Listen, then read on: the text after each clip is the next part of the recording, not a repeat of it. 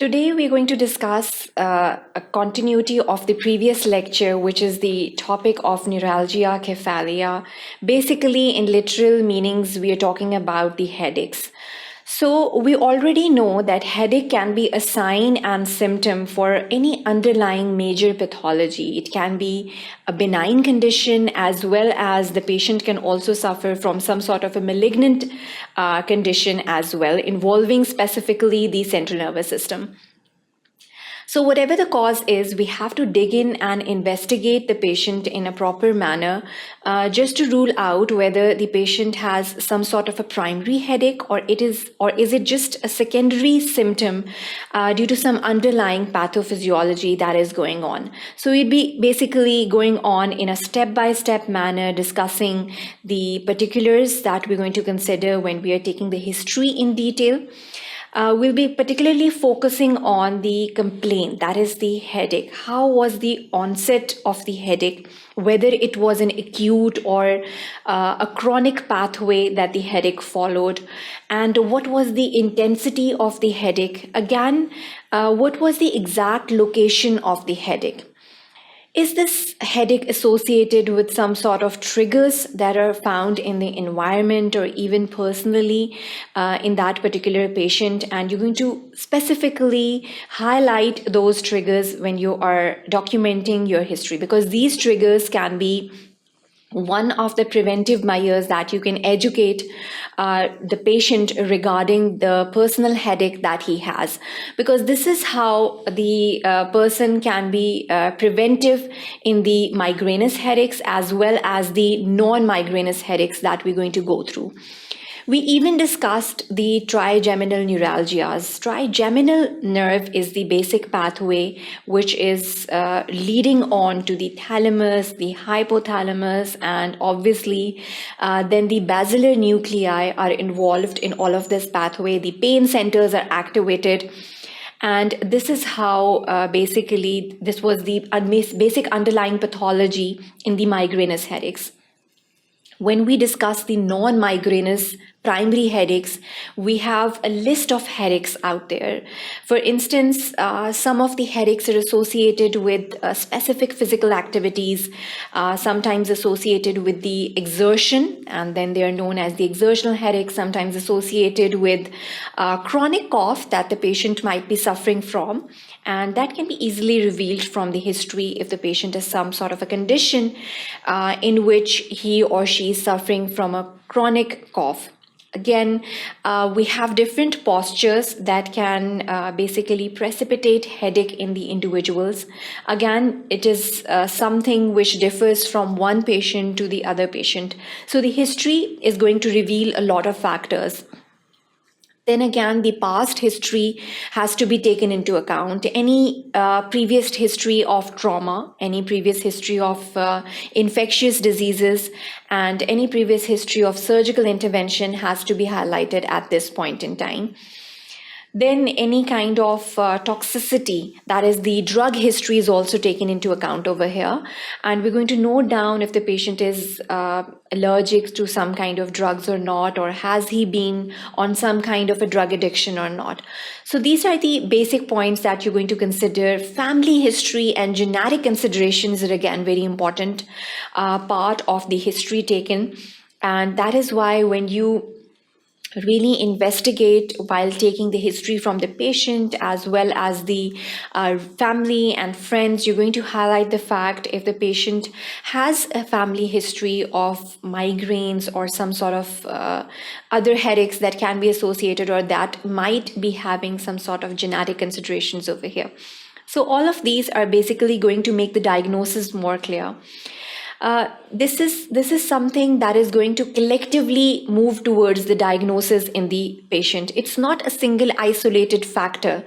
As we would be just observing when we'd be discussing all of these kinds and types of headaches, that they have some overlapping features that they have. But when you dig out the history and when you note down the triggering factors, they're going to make the picture more clearer to you that what is the exact pathophysiology that we're dealing in this particular patient. And that is how we're going to model out the management guidelines for the patient as well.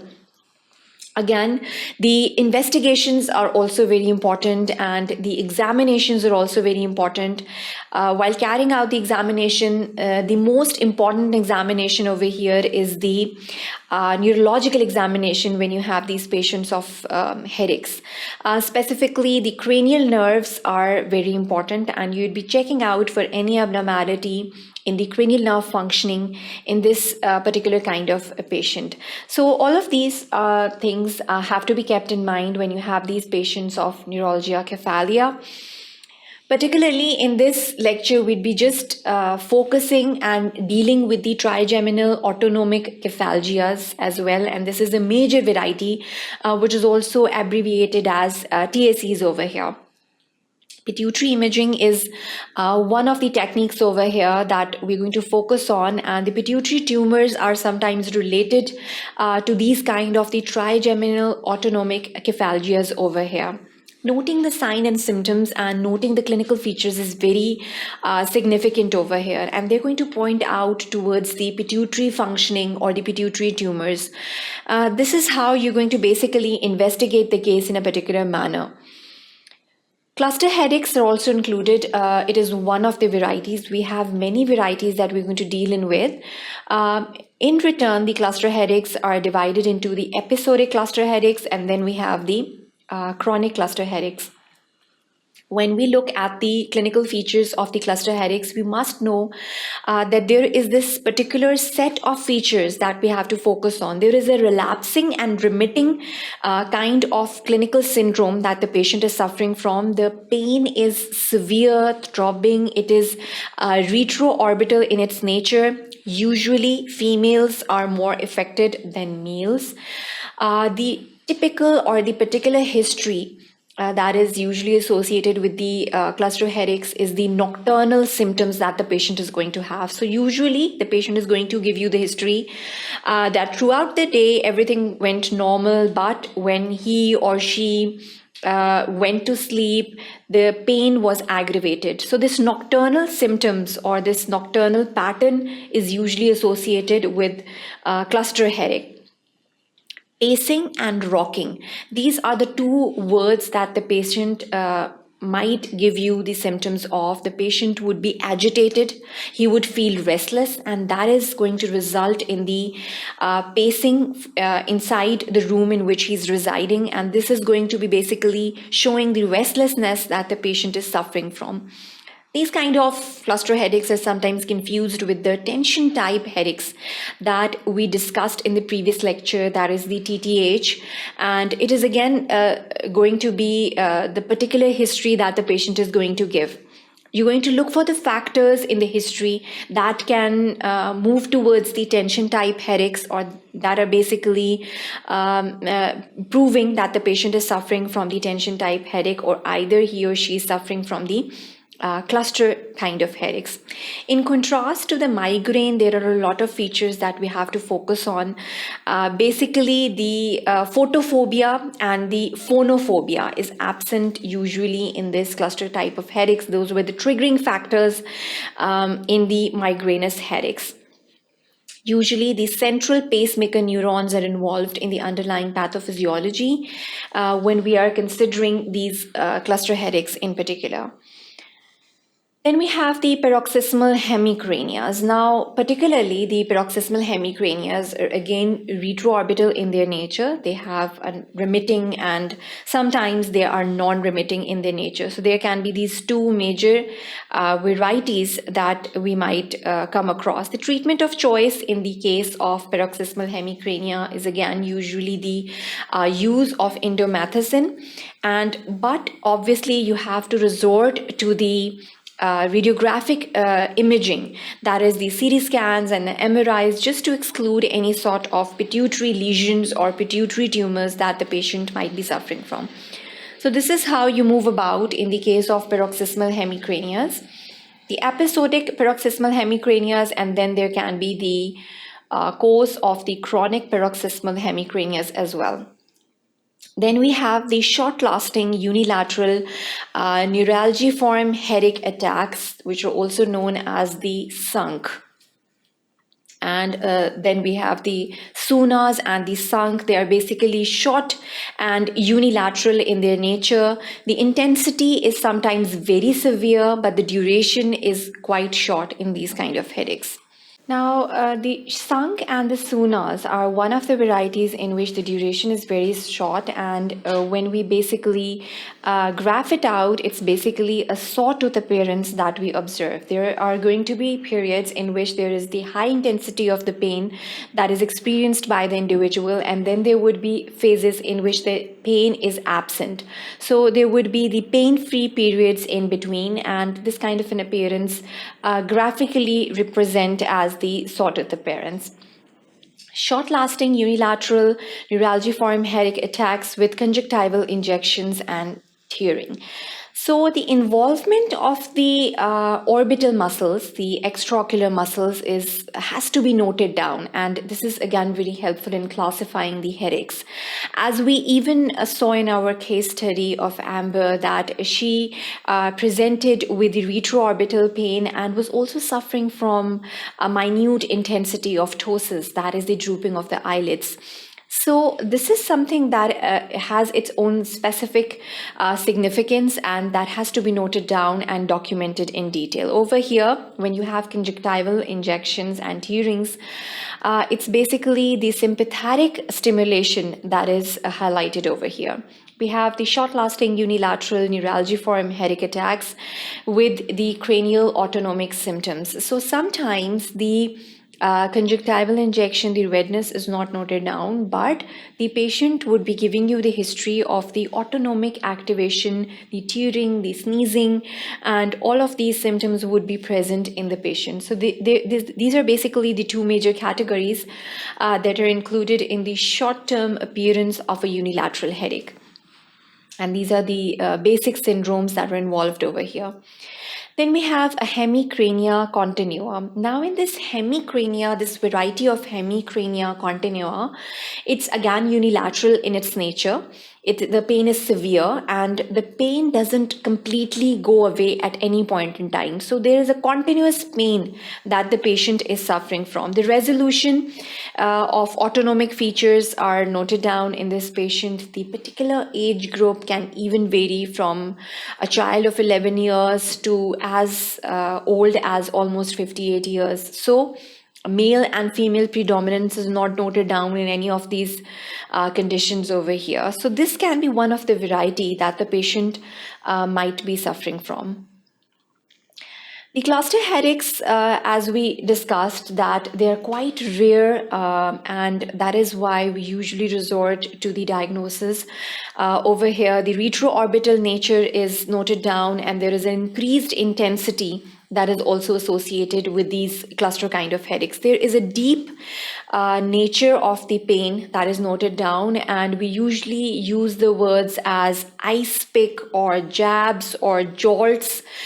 These are the characteristic terminologies that are noted down for the pain when the patient is explaining the intensity and the severity of the pain. So the pain is sharp enough, the intensity is severe enough, and usually it can be of two types. Either the history would be revealing that the cluster headache is episodic in its nature, it has relapsing and remitting kind of a nature, and on the other hand, it can be a chronic cluster headache that the patient might be having. So these are the basic two varieties that we would be focusing on when we have these patients of cluster headache. The symptoms of cluster headache symptoms, they basically include motionless. So usually the patient would not give you, they would remain motionless in their activity, as we'd be noting down. The ipsilateral symptoms are noted down. It's usually a unilateral condition that the patient is suffering from. The patient can also suffer from conjunctival injections as well. There would be redness and chemosis noted down in the conjunctiva. And obviously you have to rule out the infectious states as well. And basically you would be investigating and dealing with the different signs and symptoms. Then the patient might be also suffering from the increased tearing phenomena. and increased lacrimation. The patient might also suffer from the features of rhinorrhea, that is sneezing, and all of these symptoms are basically pointing out towards the sympathetic stimulation that the patient might be having. Nasal congestion is one of the features that the patient might be having. And then we have the ptosis. As we even saw in the case of Amber, that Amber was suffering from slight drooping of the eyelid. So this can be one of the diagnoses that we can consider that the patient is suffering from the cluster headache symptoms over here. They are basically pointing out towards this particular diagnosis. We have a dilated carotid artery. So on investigations, the patient might have a positive dilated carotid artery as well. Photophobia is usually seen in these individuals. Phonophobia, that is sensitivity to increased sounds in the environment. Sensitivity to increased light stimulus is also observed in these patients of cluster headaches that we usually diagnose in our outpatient departments. Now, how do you treat these cluster headaches is again very important. We must know that the treatment of the acute attack would consist of orally. Obviously, you can start off with different kind of drugs, different kind of painkillers that are available. Then obviously you can give 100% oxygen, that is 10 to 12 liters per minute, or 15 to 20 for almost a duration of 15 to 20 minutes. Then sumatriptan, that is given 6 milligrams subcutaneously for almost a time duration of 10 to 15 minutes. So these are the major treatments of choice that we usually resort to in the patients who have an acute attack of the cluster headaches.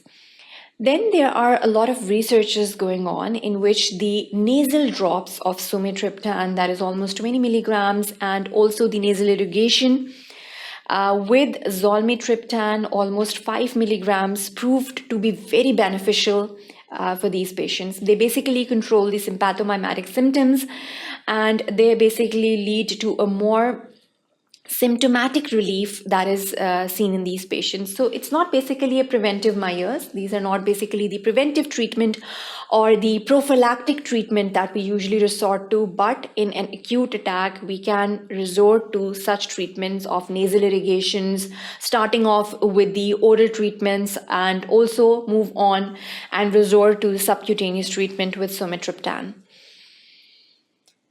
Now, the cluster headache preventive treatments, we have the short-term preventions, including the methotrexate, almost 3 to 12 milligrams per day. Then we have prednisone that can be given to the patient, 1 milligram per milligram. So the dose has to be calculated for the individual patients. Up to 60 milligrams we can give. This is the max dose for the patient. And greater occipital nerve injections, they can be resorted to as they have proven to be beneficial in a lot of patients. Then we have a long-term preventive techniques, including verapamil. So verapamil has a lot of side effects as well that we have to take into account, and then obviously weigh the risk versus the benefit ratio in a particular patient. And depending upon that, we can start off by giving almost 160 to 960 milligrams per day. So this is a long-term management or prevention or the prophylactic treatment that is given to this particular patient. Lithium is given in almost a dose of 400 to 800 milligrams per day. It's basically a mood stabilizer, and that is why patients who are basically suffering from this increased intensity of headaches can resort to certain psychological, for instance, trauma. That is they can go into states of depression as well. So as a mood stabilizer, you can always give off lithium in these particular doses as well. Methotrexate is usually resorted to in the doses of 3 to 12 milligrams per day. Then we have topiramate, almost 100 to 400 milligrams per day.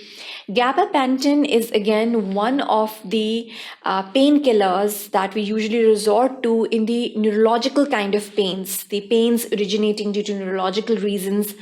We usually resort to this painkiller, and Usually the dose recommended is the 1200 to 3600 milligrams per day. This is the max dose that we can give to the patient. Melatonin is given and it can be given as a secondary prevention in a dose of 9 to 12 milligrams per day.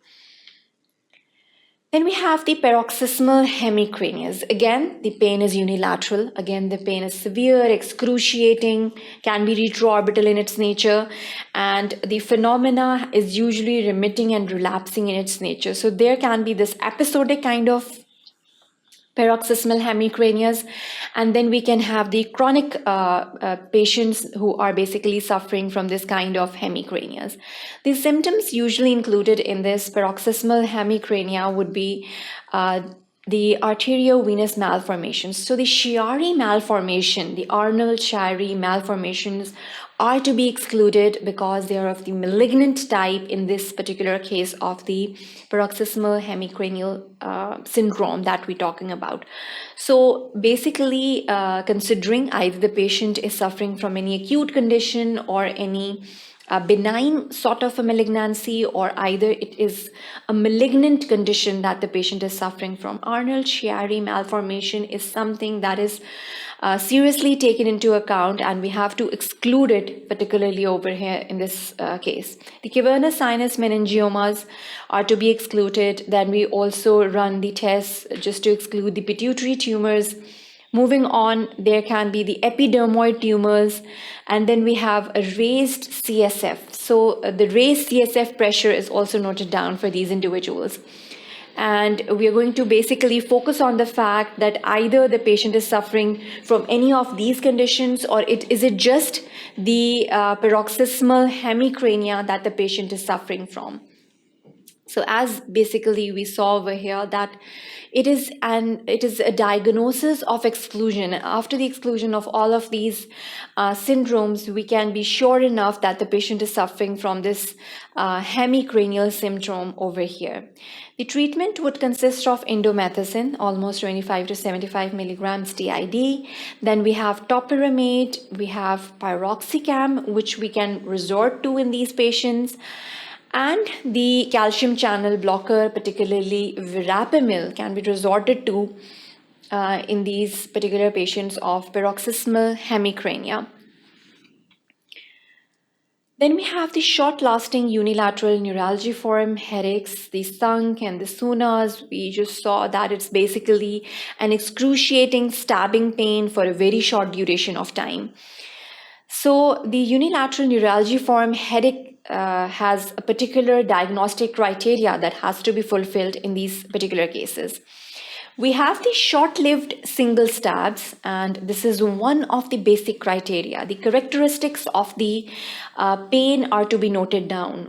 Is it of the stabbing nature? Is it high in the intensity that it can be categorized in this particular category over here or not?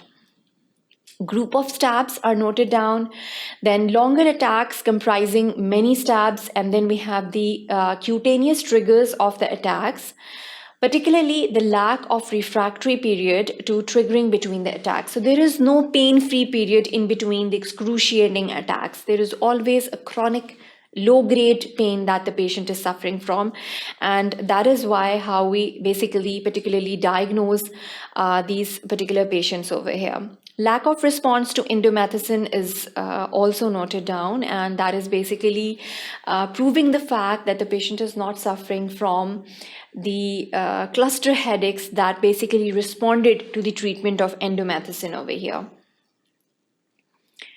The treatment would consist of abortive therapy. It can be one of the treatments that we can resort to.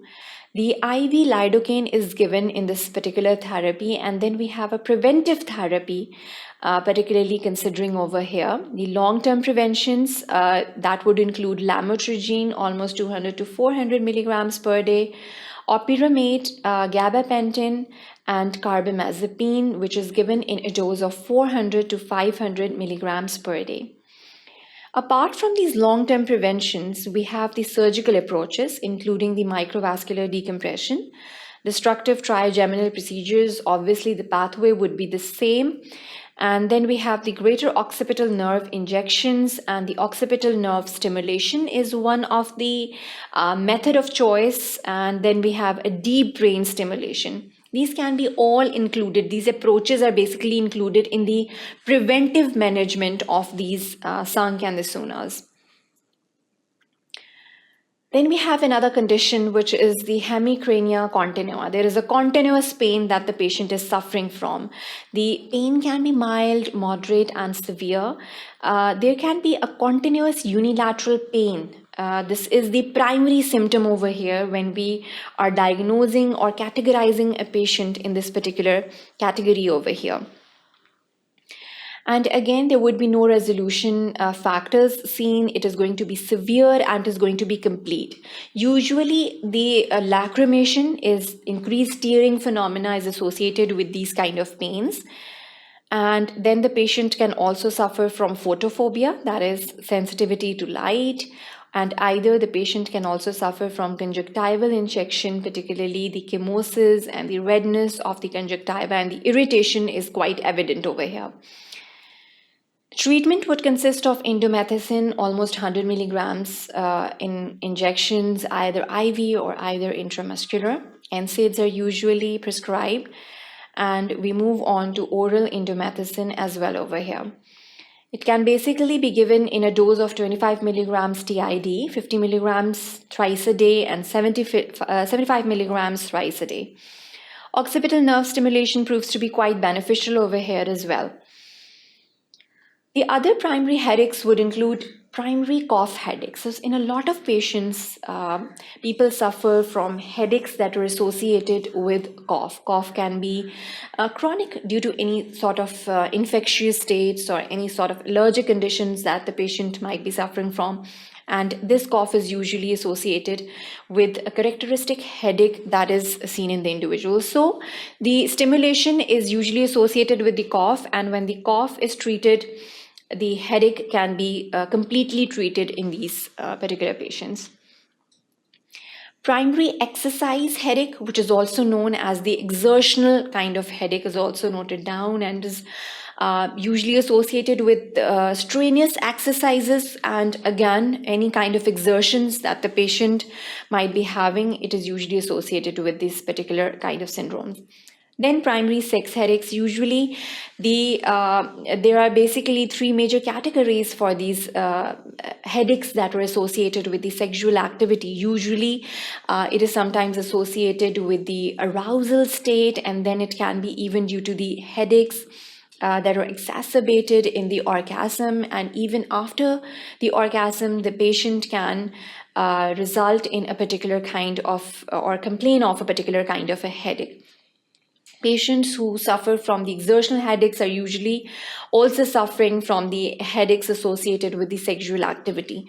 And again, the headaches that are associated with the orgasms are more seriously taken, and they're usually associated with some kind of tumorous condition. So they have to be investigated in particular detail over here. The primary thunderclap headache, this is again going to be a jolting phenomena, and it is again of a very short duration of time, and the severity and the intensity of the headaches is very pretty much, and is a very severe kind of a headache that is noted down in these individuals. Then the cold stimulus headache or the brain freeze. In literal terms, we usually resort to using a brain freeze phenomena in which the patient would complain of a severe headache on consuming very cold food. So it can be the intake of ice creams or consuming ice creams. After ice creams, usually they would be complaining of this cold stimulus headache as well. Then we have the external pressure headaches that the patient might be suffering from, and the primary stabbing headaches. So the characteristics of headaches are again very importantly seen over here. The primary cough headache, again, you have to investigate the patient in particular details. You have to note down what is the cause of the chronic cough in the individual. So again, treating the underlying cause would result in a positive change in the individual, and even the headaches can be prevented over here in these individuals. Conducting the investigations is very important. You have to rule out any causes of the chronic cough, either allergic, asthmatic, or either they can be even infectious in their nature as well. The causes for the primary cough headaches, they basically include the chronic cough that the patient is suffering from. It can be the chronic sneezing phenomena that is aggravating the symptoms of the headache. Then upon straining, the patient would complain of severe headaches that are exacerbated or that are precipitated in that particular individual. And then basically with increased laughing, it is again exacerbated. Stooping, again the postures are very important for these patients. Arnold-Chiari malformations are again taken into account over here. The obstruction of the cerebrospinal fluid pathways is also noted down for these individuals. And then we have the displacement of the cerebral structures due to an increase in the CSF. There can be the displacement of the cerebral structures, which is again resulting in the phenomena of headache in the individuals. The primary cough headache symptoms, they can be due to the cerebral aneurysms.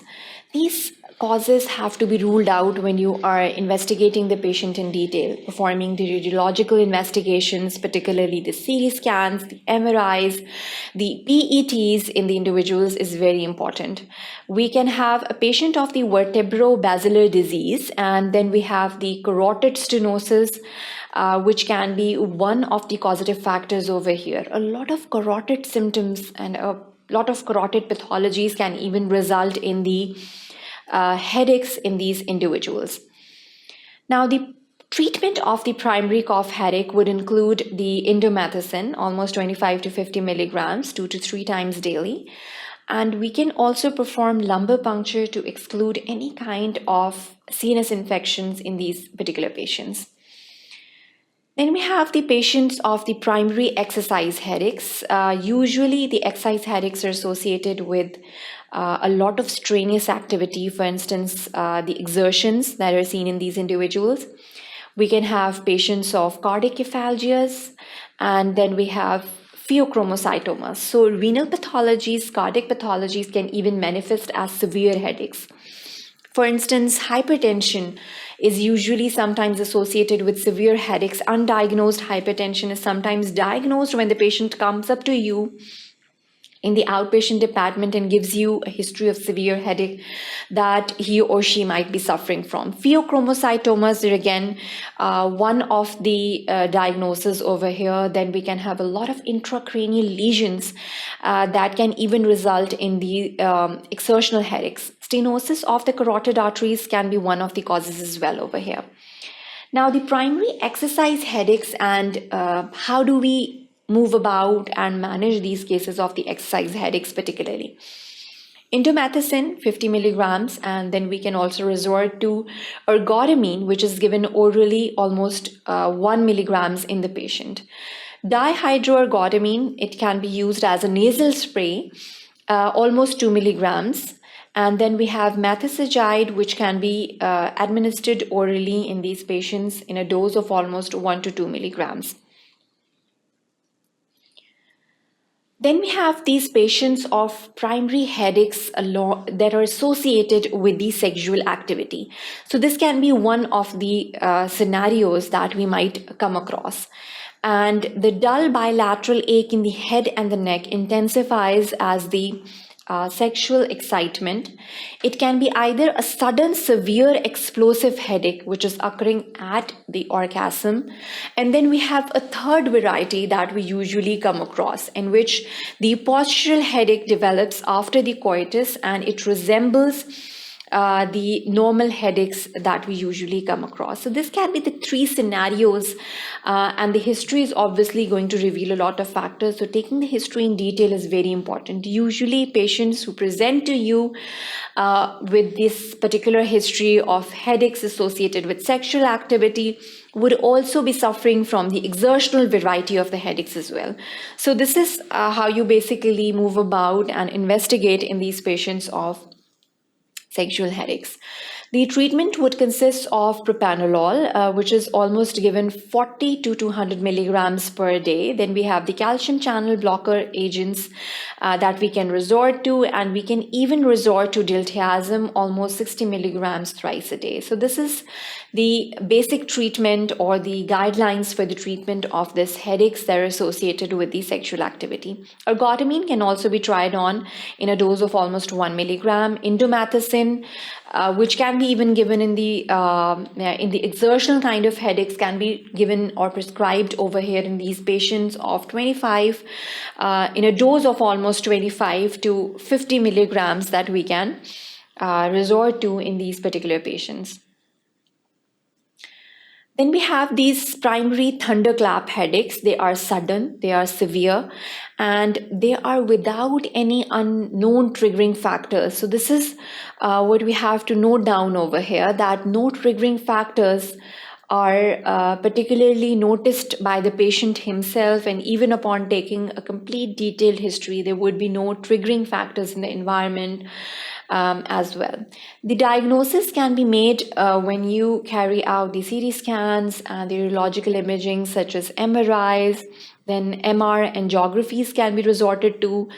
CSF examination, just to put focus on the fact whether the CSF pressure is in a normal range or not in these particular patients over here. So the differential diagnosis would consist of the intracranial aneurysms. It can be one of the conditions. We have the cervicocephalic arterial dissections, which can make these thunderbolt headaches that the patient is suffering from. Then we have the cerebral venous thrombosis that the patient might be having. We have the formal cerebral angiographies, and we have the reversible segmental cerebral vasoconstrictions, cerebral angiitis, drug toxicities, and post-transfusion effects, as well as the postpartum angiopathies. As we can see, there is a range of differential diagnosis which can be only excluded upon the fact that you carry on the radiological imagings in a particular way over here.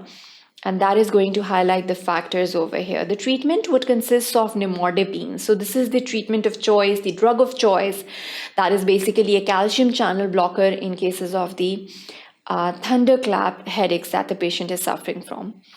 The cold stimulus headaches are usually associated with the particular features in which there is a brain freeze that is associated on consumption or when you consume any cold objects, for instance, ice creams.